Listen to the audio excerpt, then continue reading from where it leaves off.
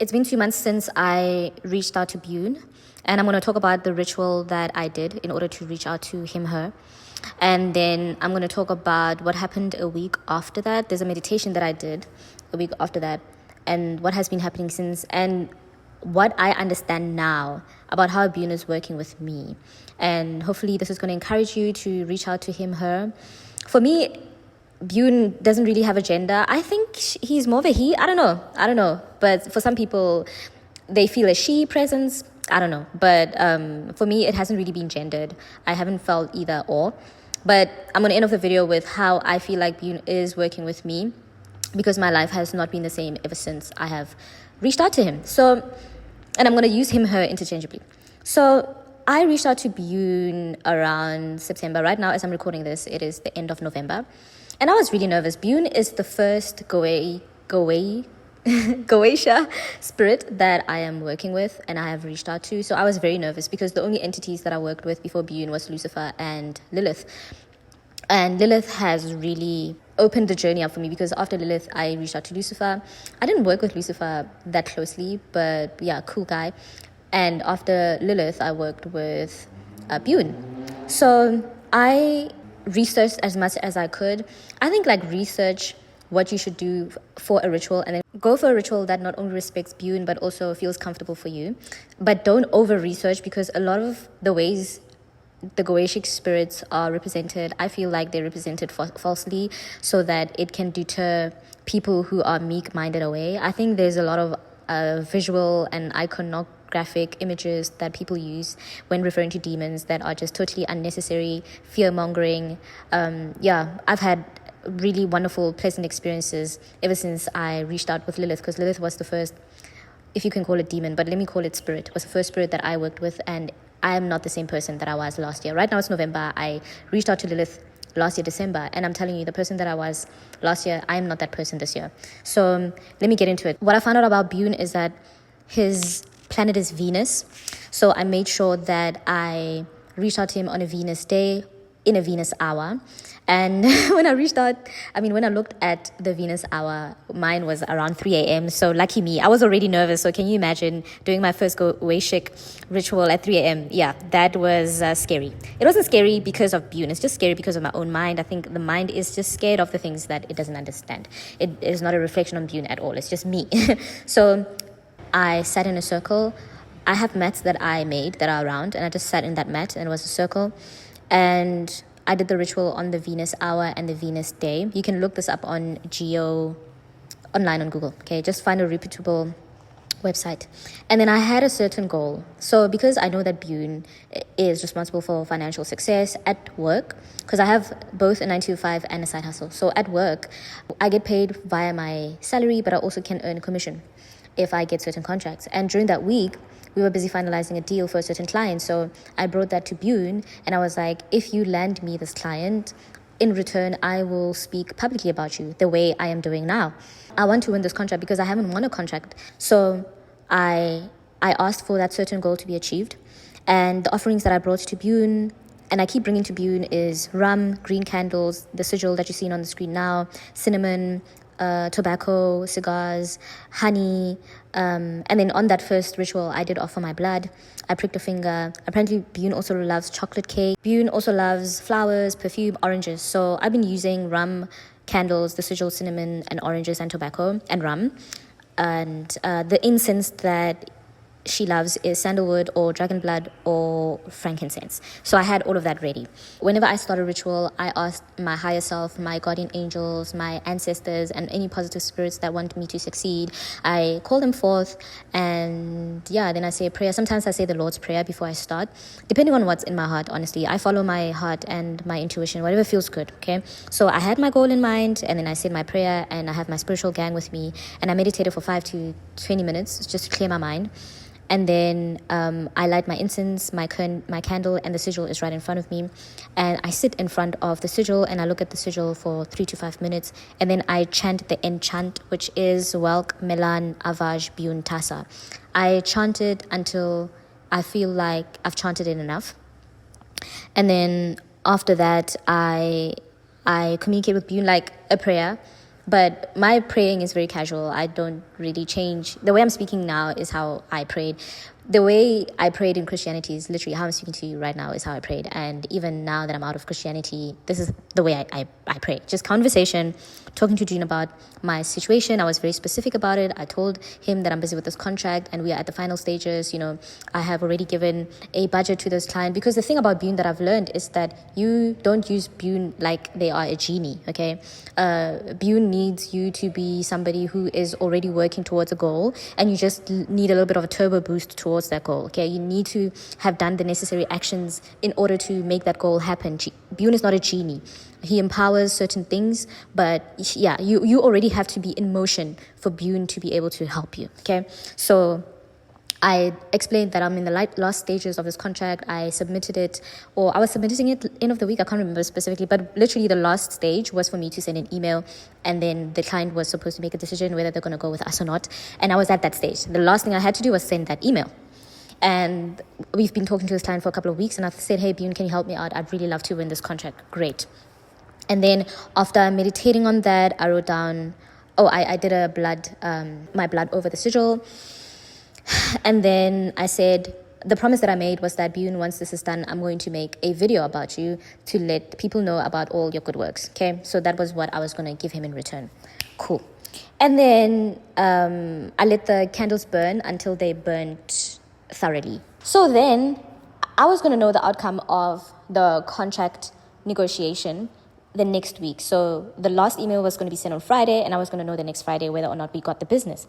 And then the Friday came and I didn't hear anything. The week after that came and I didn't hear anything. And it's been hanging since. It's been 2 months now, and it's been hanging since. I don't know if they awarded that contract to another service provider. I doubt it, because I called the client and they said no. The company that is going to pay for the service provider decided not to even have a service provider at all. So it was not even given to any competitors. But can I tell you something? What Bune has given me instead is way more life-changing than a fucking contract. So I realized that my request to have a contract is a very short-term request. And what Bune has taught me ever since that day is long-term financial planning. And this is for people who want to be rich, right?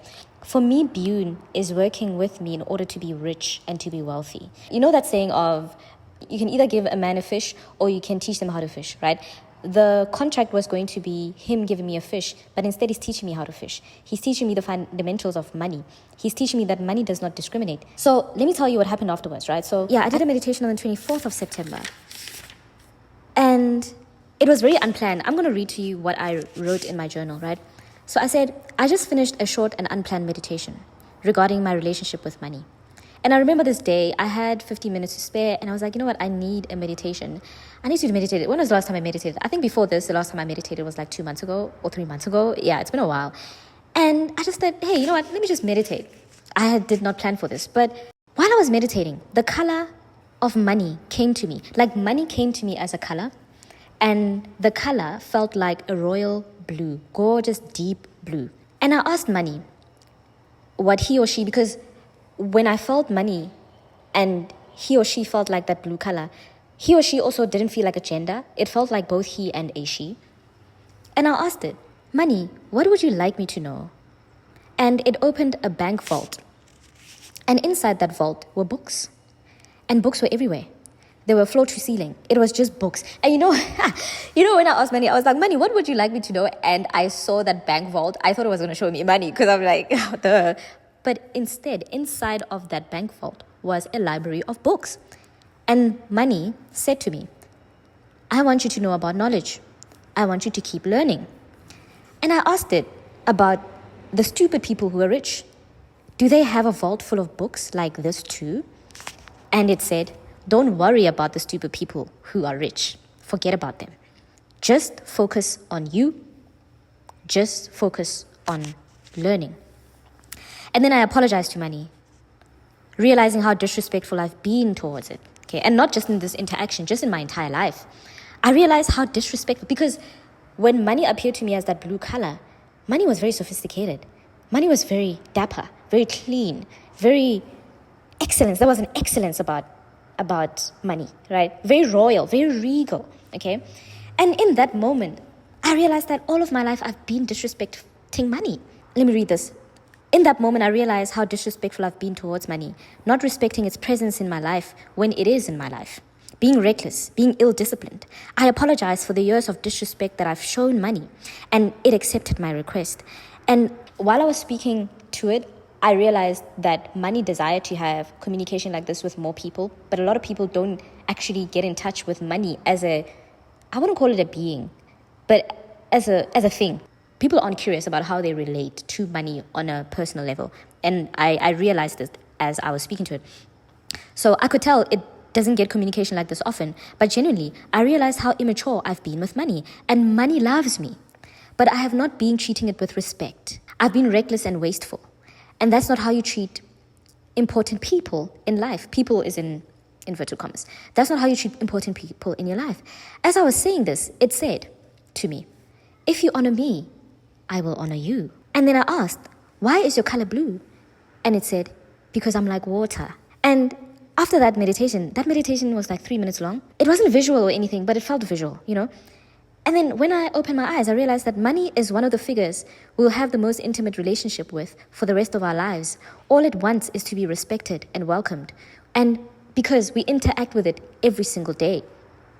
And the question that I had to ask myself from that meditation, from that moment was, would money love it if I did 1, 2, 3, you know? And I realized that money is a diva, okay? Like if you don't respect money, money's going to leave you. But she is a diva with feelings because money loves me. So this is the meditation that I had almost a week, if I'm not mistaken, after the Bune ritual. And if I tell you the truth, during my Bune ritual, I was so nervous. It was my first Goetia ritual. There was nothing crazy that happened. I didn't see nothing. It was just me and my candles and me and my incense and me and my prayer. There was nothing crazy that happened. I didn't see anything. I'm not like gifted in seeing, right? I don't see angels. I'm just a normal person who's just very interested in spirituality. So nothing extravagant happened during that Goetia ritual, right? And then Friday, I didn't get the contract. And then the next week of the next Friday, I have this meditation, random, not planned. And this is the insight that dropped into my soul.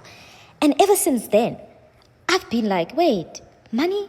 I'm going to refer to money as a person because I just don't know what to call it. But it's not a person, but it's a being, right? But it's not a being. I don't know. But either way, if I'm in a relationship with money, I need to start to understand money. You know, like how when you're dating, you want to have dates with money or with the person that you're dating. You want to understand what it is that they like, what it is that they don't like, and you try to understand their love language. And from that moment, I was like, I'm going to research what is money's love languages, because it is going to be the relationship that is going to be extremely constant in my life. You know, apart from family and friends, it's a relationship I really need to take. I shouldn't take it for granted. I realized this. I journal about it. Cool. And I'm now starting to YouTube videos about what does money like? Don't be complicated about this. Like, what does money like? Cool. The week after that, I think it was a full moon or something. I don't know. I didn't even remember that it was a full moon. I was just so busy with life, trying to get another contract because this other contract hasn't reached back to us, right? There was a day where I was not stressed. I was not sad. I was not angry. It was a normal day. I go to bed. I wake up at 2 a.m. When I wake up at 2 a.m., I am woken up with a sense of urgency that I've never felt in my life. Also because at this time I was having car problems. I forgot to mention. Before even reaching out to Bune, I had car problems. My car was making a sound whenever I was slowing down. It was making a sound. And I was scared to fix it because I was scared of how much that bill was going to be. So I was avoiding it, even though I was driving with a very loud car. It was starting to stress me, but I didn't even notice that it was stressing me. Cool. That morning that I'm referring to, I'm woken up with an urgency that I have never felt in my life. And that urgency in my heart was just like saying, fix your money, get a loan. Crazy, right? Get a loan and use this loan to fix your car, use this loan to pay this debt, use this loan, invest a bit of this loan, and then put this loan in a tax-free savings account. Like, I was just getting that strategy. And I was like, yeah. On that spot, 2 a.m., I'm looking for loans, okay? Cool. I found a loan. It gets confirmed like 2-3 days later. I get the money.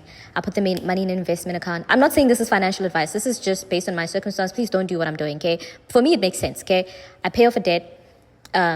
I fix my car. I budgeted for my car for the car bill to be so high, and then the cost to fix a car became a bit smaller than what I anticipated. I took that difference, I put in a tax-free savings account, and then my taxes were in shambles, and I was avoiding my taxes, right? I set time aside one evening because my taxes were in shambles. I owed the tax man money, and it was one of the debts that I told myself I'm going to fix so that I have a better relationship with money. So there's one weekend or one of the days during the week, I took time aside and I was like, I'm going to fix my tax issues. I'm not knowledgeable in tax, but I have ChatGPT. Cool. I'm there 3 hours sorting out this tax thing. My taxes were in shambles. Can I tell you, it took me 2 nights to fix that. I fixed it. After fixing it, I even called the taxman the next morning just so that they can guide me. And this wonderful tax lady gave me advice so incredible.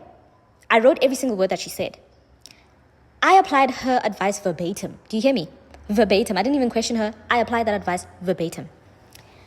A week later, after submitting what I needed to submit, I get a text from the SARS man. SARS man is like, I'm going to pay you money, and we've cancelled your debt. Cool. So now my SARS debt cancelled by following that lady's advice, and now the tax man is paying me money. Nice. So now, while I'm thinking about this, I'm realizing that I've now fixed my debt. I'm now debt-free, and I've now cancelled the debt. I have 000, and the money that I'm going to be allocating, that I had allocated for a debt, is now going to go into investments. And now my SARS, or rather now my taxes are in order, and I don't owe anybody. But remember, I took a loan, and I also paid against the principal payment. Cool. So now, I don't know if you guys are starting to see it, but you're going to be like, but you had to take a loan. Listen, the story doesn't end there. I fixed my things with the tax man. The tax man is paying me back, right? I have a side hustle. I'm not going to say what it is, but there are certain goods that I sell that can be auctioned, okay? I go there, auction my stuff. It gets sold, and I get a cut. Guess where that money is going to go? It's going to pay off a debt. And it's also going to go to other things in my life, right? Now, at work, I get a deal. It's not the one that I paid for, but it's another one. Now, guess who's getting commission? I'm getting commission. Do you understand? Do you see now what's starting to happen? And at the same time, I'm starting to form a very healthy relationship with debt. Debt is something that I used to be scared of. But now, I'm starting to see that, this is what they mean when they say you must use other people's money. But you have to approach money from a very respectful way. So now, I'm getting a commission. With my side hustle, there's the business that I'm building, because one of the affirmations that I had before reaching out to Bune, I told myself, by this time next year, I'm going to be a millionaire. And I'm building a company that I believe will be the vehicle to getting there. And this morning, I had an epiphany, because I'm busy building an app, right? And I have been very disciplined in building this app. I have been working every single day, Monday to Sunday. After work, whenever I have free time, I don't even go out. I am building this app because it's November, I want next year for it to be running. Because I already have members, it's just now we are in a WhatsApp group, and I want to move this system that I have into an app. Cool. I build an app from scratch, right? That's not an easy feat. And right when I am ready to share it with my members so that they can log in and they can have profiles and they can, engage with our platform, the app crashes. And that app crashed, and I was sad and heartbroken for like a week, because I believe that this is the avenue to getting my riches. So now, it's been a week. I'm rebuilding the app today. I found a new platform that I can use, and I can see now, I'm not done because I have to invest a couple more days in building this app, but I can see, okay, there's a pattern here. Okay, what is the pattern of getting wealthy? You have an idea, you test it out, you're going to have initial success, and then you're going to meet a roadblock. The first roadblock is not going to be a big one. And then you're going to get up from that roadblock, and then you're going to try again, and you're going to try again, and you're going to meet a roadblock that's a little bit tougher than the first roadblock. Most people don't continue after the second roadblock. Your job in getting wealth is to stand up, recover after the roadblocks. Now I am realizing that wealth requires tenacity. It requires you not to be immature. It requires you to be mature and take things like a fighter. That is what wealth does. Wealth is not for those who are weak and who fall at the smallest roadblock. If you read successful people's bibliographies and memoirs, you'll understand exactly what I mean. You need to be tenacious, honey. So, Bune, thank you so much for teaching me the wisdom behind wealth and success. Instead of giving me a fish, you are teaching me how to fish. And thank you so much for the wisdom that you have given me, for helping me to mend my relationship with money. Now I respect money. Every single time I try something, I learn more and more about myself, but I also learn more and more about money. And because of that, I truly believe that by this time next year, I'm going to be a millionaire. And this is even though I didn't get that first contract, I'm actually getting much more than that first contract could have ever given me if you had just given me that first contract. There are so many other ways that money is leaking into my life, and I'm just thank you so much for that. And I just want to wrap this up by saying, guys, if you work with Bune, he's not going to work with you the way he's worked with everybody else. He's going to find his own style, or she's going to find her own style of working with you based on the life goals that you have in your life. For some people, yeah, she's going to give you that immediate payment. That is possible. But for me, because of my life mission and my life purpose on this earth, my life purpose on this earth is to be wealthy, is to run businesses, to be a founder, right? It's that. And in order to be that person, I have to have certain ways of managing my money. I have to have a certain relationship with money. Okay, I have to have a certain relationship with debt. I have to have a certain relationship with resilience. There are certain things that I need to learn in order to hold large capacities of money. When money says it's like water, I need to hold large capacities of water. My advice is that please reach out to Bune in sincerity. Don't be scared. This is a partnership.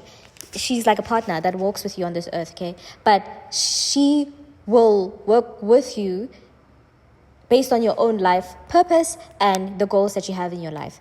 And I just want to say thank you so much, Bune.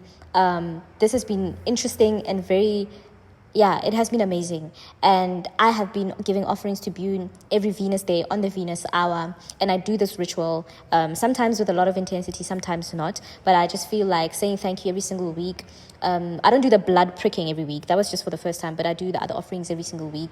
And if I don't have green candles, I use white candles. But overall, I've been keeping that relationship alive because she has taught me so much from like the first time. I really want to keep that kind of access. I want to keep that door alive. So for you who are going to be going ahead, I wish you all the best. And I really, truly hope that you get your heart's desires and just approach this in a mature way. Bune is not a genie. Thank you.